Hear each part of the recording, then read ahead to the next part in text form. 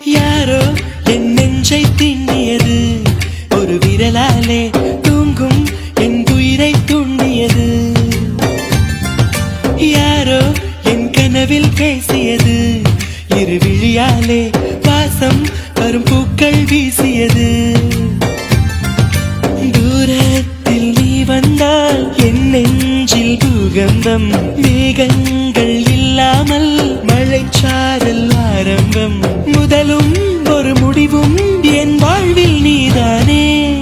நிலவாக உன்னை வானில் பார்த்தேன், அலையாக உன்னை கடலில் பார்த்தேன், சிலையாக கருங்கல்லில் கூட உன்னை பார்த்தேனே.